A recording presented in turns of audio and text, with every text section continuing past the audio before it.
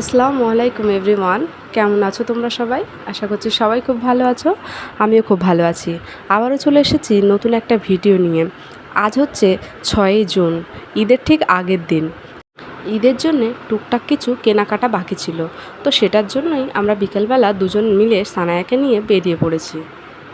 কেনাকাটা বলতে ওই ঈদের দিন রান্নার জন্য যেসব জিনিসগুলো লাগে, আমি ভেবেছিলাম এবারে আর সিমুই রান্না করব না, কারণ রান্না করলে আমাকে একাই খেতে হয়। তাই একটু পায়েস রান্না করব, ও পায়েস খেতে পছন্দ করে। তাই সেগুলোর জন্যই কিছু মুদি বাজার করতে যাচ্ছি। আমাদের এখানে চাপুরিয়াতে একটা ভালো দোকান আছে, সব কিছুর দামে কিন্তু অনেকটা রিজনেবল অন্য দোকানের থেকে। তাই ওখান থেকেই আমরা মুদি দোকানের বাজারটা করি। আমারও বাড়িতে মুদি বাজার সব শেষ হয়ে গেছিলো, তাই ভাবলাম যা যা কিছু প্রয়োজন গিয়ে নিয়ে আসি।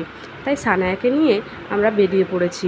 এই দেখো চলেও এসেছি এখানে। এই হচ্ছে সেই দোকানটা, খুব নামকরা দোকান কিন্তু এটা। মানে তুমি যা কিছুই কিনবে অন্য দোকানের থেকে 1 টাকা 2 টাকা হলেও কিন্তু কম এখানে দাম। তারপর কিনে নিক।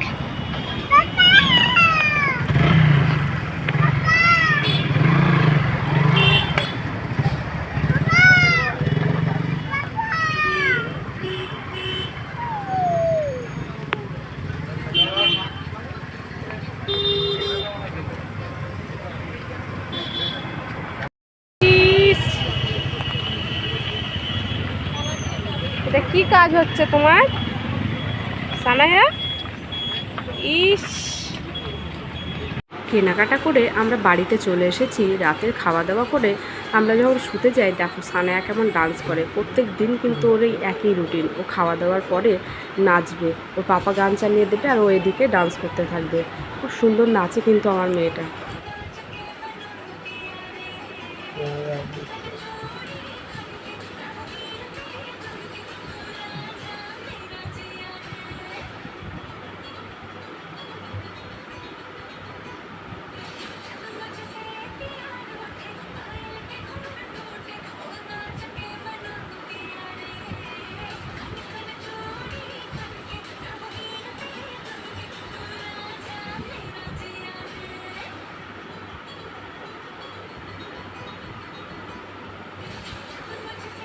আমার সানায়ার নাচটা তোমাদের কেমন লাগলো অবশ্যই কমেন্ট বক্সে জানিয়ে কিন্তু।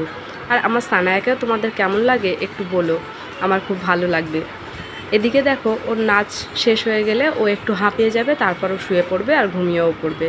যাই হোক, এই ভিডিওটা এই অবধি রাখছি। আবারও চলে আসছি কালকে নতুন ঈদের ভিডিও নিয়ে। অনেক কিন্তু স্পেশাল ভিডিও হতে চলেছে, তো সেটা কিন্তু দেখবে অবশ্যই। যাই হোক, আজকের মতো এখানেই রাখছি ভিডিও। যদি ভালো লাগে অবশ্যই লাইক কমেন্ট শেয়ার করতে ভুলো না। আল্লাহ হাফেজ।